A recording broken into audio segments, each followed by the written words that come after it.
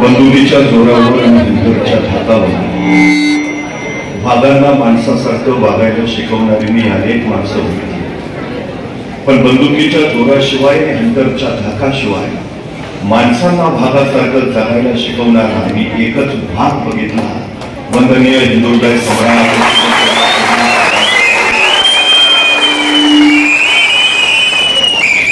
सगळं सुरळीत चालू असताना राज्यकारभार करणं वेगळं आणि संकटांची एकामागोमाग एक मालिका कोसळत असताना त्याचा धुरतात्मपणे मुकाबला करत त्या संकटातून महाराष्ट्राला आव्हान बाहेर काढणं वेगळं. कोरोनाच्या महाभयानक संकटामध्ये जे महाराष्ट्राचे कुटुंब प्रमुख झाले आणि 13 कोटी जनतेचा जीव त्यांनी आधारपणे वाचवला, ते महाराष्ट्राचे माजी मुख्यमंत्री तथा शिवसेना पक्षप्रमुख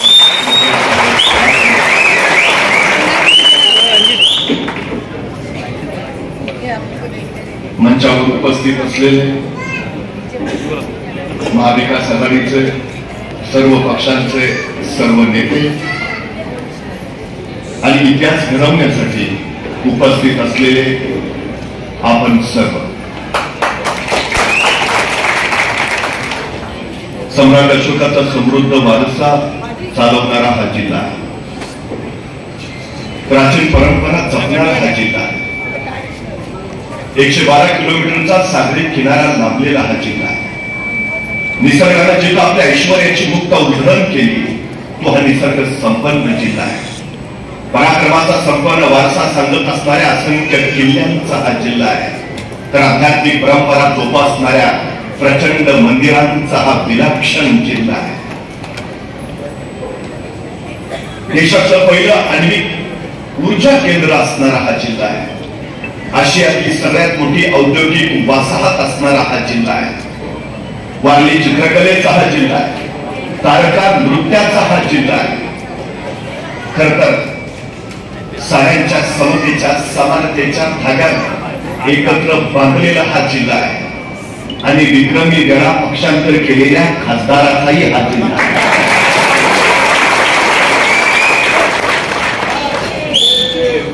पालघर जिल्ह्याच्या उज्ज्वल भविष्यासाठी 2024 ला निवडून येणाऱ्या भारत कन्या भारतीताई कांबळेंचा हा जिल्हा.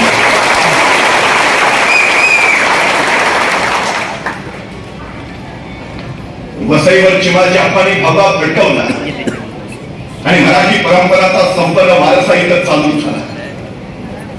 शौर्याची, पराक्रमाची, परिवर्तनाची ती नांदी घडवणारा 1942च्या चलेजावच्या चळवळीमध्ये अग्रस्थानी असणारा आणि 14 ऑगस्ट 1942 ला 5 हुतात्मे देशासाठी देणारा तो हाच अनेकांनी बलिदान देऊन देशाला स्वातंत्र्य मिळवून दिलंय. आम्हाला मतदान करून फक्त हे मिळालेलं स्वातंत्र्य टिकवायचं आहे.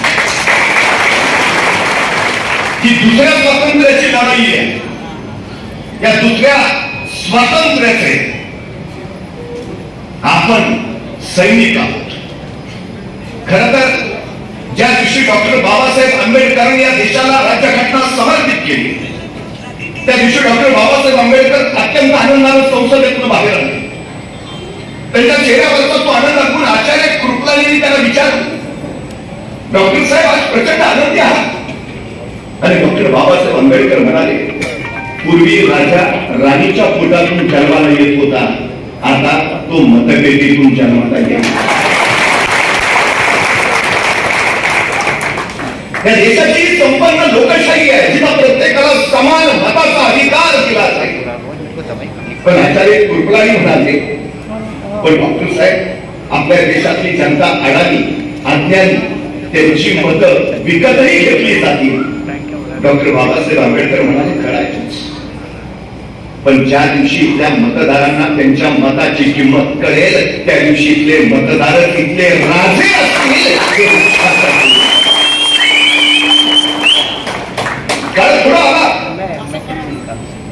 जगातली सगळ्यात मोठी लोकशाही म्हणून या देशाच्या लोकशाहीचा गौरव झाला. पण नंतरच्या कालावधीत मतपेट्या पळवल्या जाऊ लागल्या, नंतर आमदार पळवले जाऊ लागले, आता पक्षच पळवून घेत आहेत.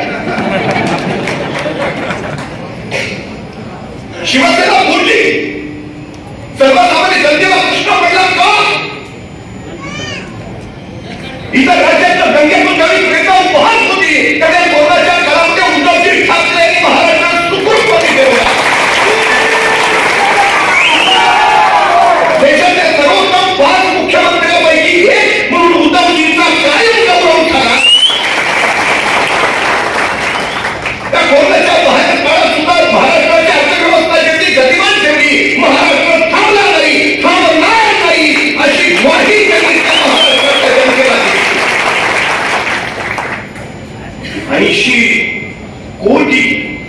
80,000 कोटींची परकीय गुंतवणूक करून कोरोनाच्या कालखंडामध्ये सुद्धा महाराष्ट्र परकीय गुंतवणुकीत ज्यांनी पहिल्या क्रमांकावर ठेवला. उद्योगधंदे रोजगार वाढवले. हे उद्धवजी ठाकरे लोकप्रिय लोकमान्य ठरतायत हे बघितलं आणि तुम्ही कोणापुढीचं राजकारण चालू केलं. तुम्हाला उद्धवजी ठाकरे मुख्यमंत्री का नको होते, तर महाराष्ट्रातले उद्योग तुम्हाला गुजरातला न्यायचे होते म्हणून. तुम्हाला उद्धवजी ठाकरे मुख्यमंत्री नको होते, तर 17,000 कोटीचा डायमंड फोर्स तुम्हाला गुजरातला वापरायचा होता म्हणून. तुम्हाला उद्धवजी ठाकरे मुख्यमंत्री नको होते का नारेचं जंगल तुम्हाला मेट्रोला द्यायचं होतं म्हणून. तुम्हाला उद्धवजी ठाकरे मुख्यमंत्री मध्ये नको होते कारण धारावी तुम्हाला अदानीला द्यायची होती म्हणून. तुम्हाला उद्धवजी ठाकरे मुख्यमंत्री नको होते कारण तुम्हाला वाढवण बंदर करायचं होतं म्हणून. तुम्हाला उद्धवजी ठाकरे नको होते कारण पुणेकरांचा प्रकल्प तुम्हाला गतिमान जर पुरवायचा होता म्हणून. जीएसटी बंदर तुम्हाला करायचं होतं म्हणून. तर महाराष्ट्राचं हित हेच उद्धवजी ठाकरेंचं एकमेव होतं. तुम्हाला मुंबई खिळखिळी करायची होती, महाराष्ट्र लुटायचा होता म्हणून तुम्हाला उद्धवजी ठाकरे मुख्यमंत्री पदी नको होते. तुम्ही उद्धवजी ठाकरेंना मुख्यमंत्री पदावर उतरवू शकता, पण महाराष्ट्राच्या जनतेच्या मनात न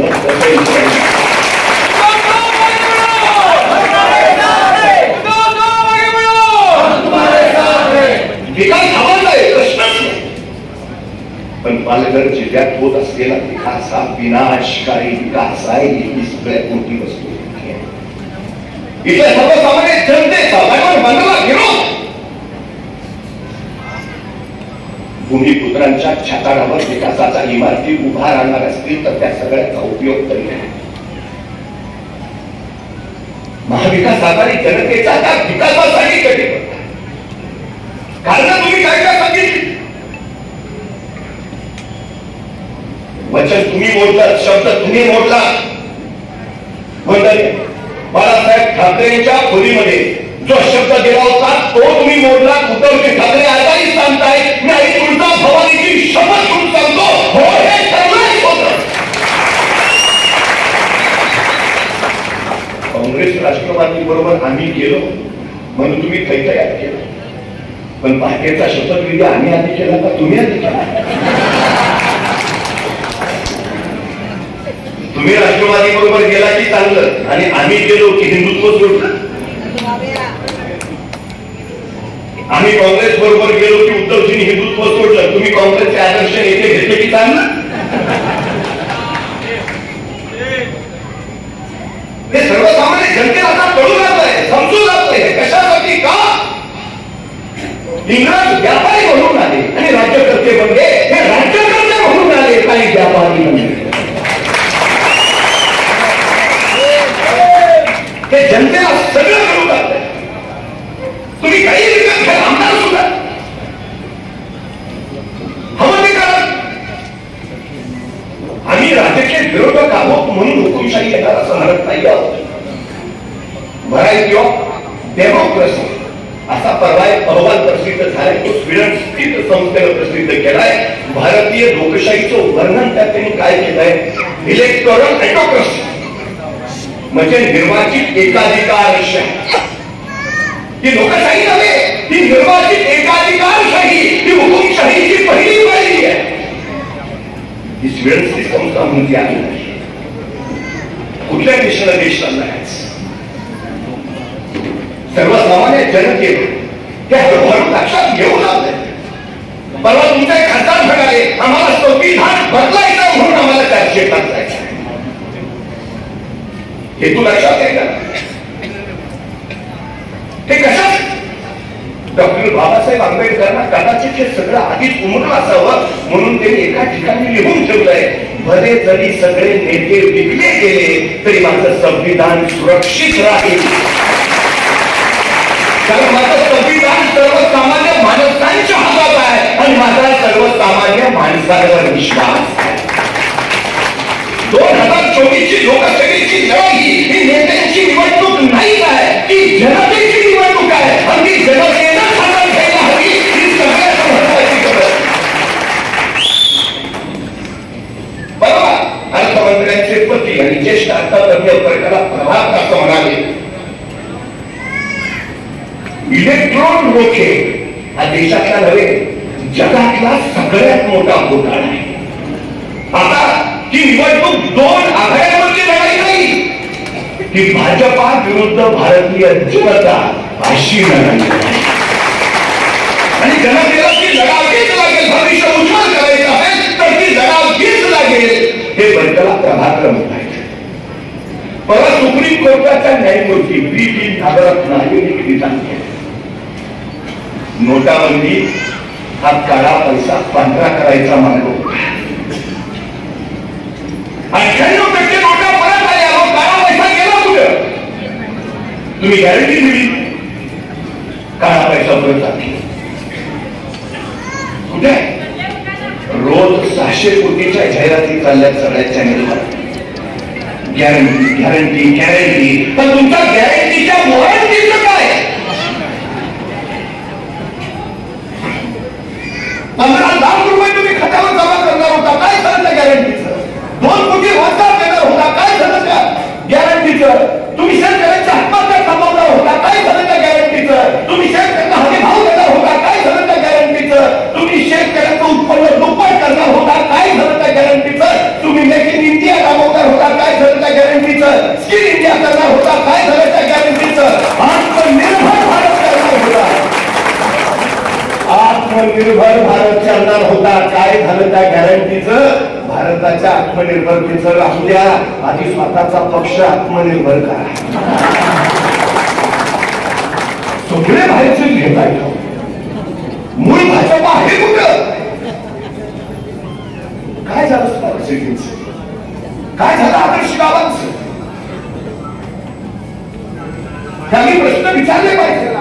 भगवान मी पुण्यात होतो, माझी मंडळी करताना मला गाडी पार्किंगला जाऊ आणि मी बाहेर उभा होतो.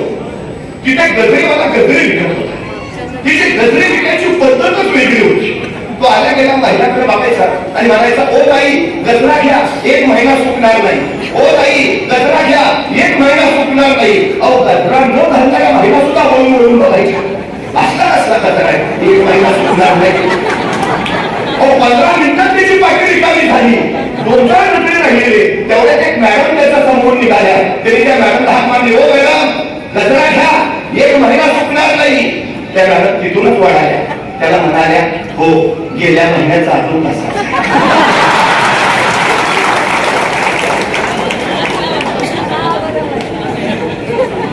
या निवडणुकीला हे परत येतील. 15 लाख तुमच्या खात्यावर जमा करतो, सरळ सांगून टाका गेल्या वेळेचे अजून कसं.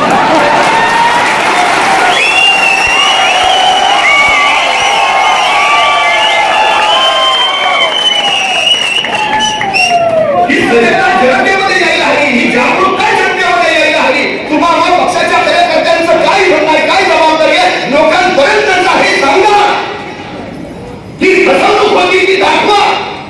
काय बदललं गेल्या 10 वर्षामध्ये, नेमकं काय झालं? 2014 साली देशावर कर्ज होतं फक्त 55 लाख कोटी रुपये.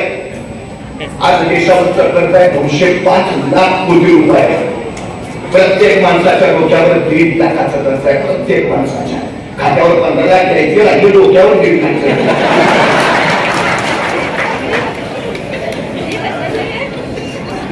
जीएसटी मुळे या देशाचं उत्पन्न 54 झालंय. 1.78 लाख कोटी रुपये या मार्च महिन्यात जमा झाले. म्हणजे उत्पन्न 54 होतं.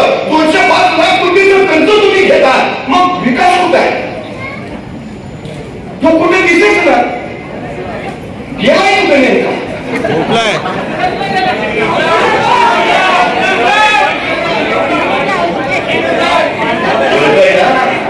हे लोकांना जाऊन सांगितलं.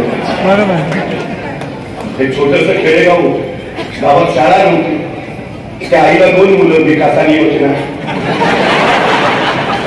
त्या काळी मुलीला शिकवायची पद्धतच नव्हती. आईनं शेजारच्या गावाच्या शाळेत विकासला टाकलं, म्हणजे उगाच येण्या जाण्यात वेळ घालवू नको, शाळेच्या गावातच राहा, इथंच अभ्यास कर, जेवणाची काळजी करू नको, रोज डबा घेते. मग विकास शाळेच्या गावातच राहिला. इकडं आई रोज सकाळी लवकर उठायची, विकासासाठी चांगल्या चुंग्याचा डबा तयार करायची, चांगल्या चुंग्याचा डबा योजनेच्या हातात द्यायची आणि सांगायची जा विकासला घेऊन दे. मग योजना तो डबा घ्यायची आणि चालत चालत चालत विकासच्या शाळेच्या गावाकडे पोहोचायची. पण आपल्या वाटेत गेली की चालून चालून योजनेला भूक लागायची आणि मग विकाससाठी दिलेल्या डबा ती अर्ध्यातच उघडायची. त्याचं चांगलं चुंगलं सगळं खाऊन घ्यायची आणि राहिलेला उरलेला डबा विकासला नेऊन द्यायची.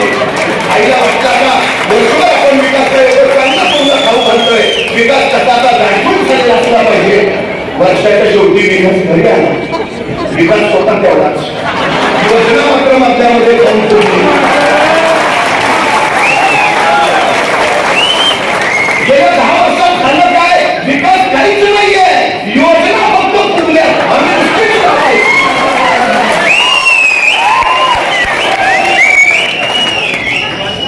64 रुपये पेट्रोल होतं 2014, 110 रुपये झाले. तुम्ही सांगितलं होतं 35 रुपये लिटर पेट्रोल करतो. काय झालं त्या गॅरंटीचं? पण त्या पेट्रोल पंपावर उज्ज्वला गॅस योजनेची जाहिरात.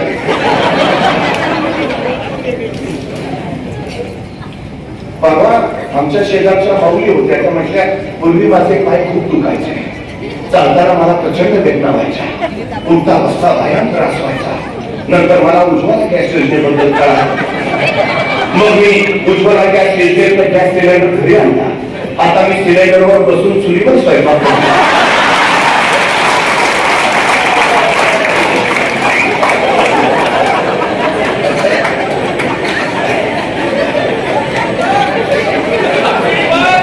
आता माझं गुडघे दुखत नाही, कारण माझं सिलेंडर परवडत नाही.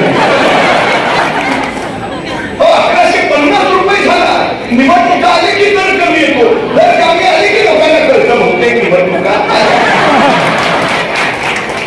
आणि मग निवडणुकीच्या काळामध्ये तुम्हाला कमी दरात देणं परवडतं, इतर वेळी काय होतंय अडचण काय आहे? जनता एवढी थोडी समजता तुम्ही, समजत नाही तिला. हे जनतेलाही कळायला हवं, समजायला हवं, डोळे उघडायला हवे, ते पहिल्यांदा लक्षात घ्यायला हवं. सगळ्यात महत्वाची गोष्ट आहे. रुग्णाई किपलिंगची काही अर्थपूर्ण वाक्य आहे. असं म्हणतो की काळाच्या पटावर अनेक राष्ट्र उदयाला आली, पण काळाच्या ओघात तितकीच नष्टही झाली. त्या राष्ट्रांच्या नष्ट होण्याचं एकच कारण तिथली जनता. ती सजग नव्हती, ती सावध नव्हती. देश जनताच घडवते, देश जनताच उभा करते. ही सगळ्यात मोठी वस्तुस्थिती आहे. ही निवडणूक म्हणजे कुणाला खुर्ची द्यायची निवडणूक नाही, ही निवडणूक कुणाला खासदार बनवायची निवडणूक नाही, ही निवडणूक कुणाला सत्ता द्यायची निवडणूक नाही, ही निवडणूक तुमचं माझं 5 वर्षाचं भविष्य घडवणारी निवडणूक आहे. हे जबाबदारीनं गावाला कापायला पाहिजे, तर उद्याचा देश आम्ही घडवू शकतो. ही वस्तुस्थिती आहे. काय प्रकार आहे तुम्हाला माहिती आहे? भारताचं आजचं सरासरी वय 28 वर्ष आहे. म्हणजे भारताची निम्मी लोकसंख्या 28 वर्षाच्या आत आहे आणि निम्मी लोकसंख्या 28 वर्षाच्या पुढे आहे. 15 ते 18 या वयोगटात आमच्याकडे 10 कोटी मुलं आहेत आणि 15 वर्षाच्या आत आमच्याकडे 36 कोटी मुलं आहेत. म्हणजे 46 कोटी मुलं 18 वर्षाच्या आतली आहेत. ही 46 कोटी मुलं आमच्या देशाचं उद्याचं भविष्य आहे. ही 46 कोटी मुलं उद्याचा आमचा देश घडवणार आहे. ही 46 मुलं आमच्या उद्याच्या देशाची अर्थव्यवस्था बळकट करणार नाही. मग ही 46 कोटी मुलं शिक्षित व्हायला हवी आहेत. ही 46 कोटी मुलं कुशल व्हायला हवी आहेत. ही 46 कोटी मुलं यांना रोजगार मिळायला हवा आहे.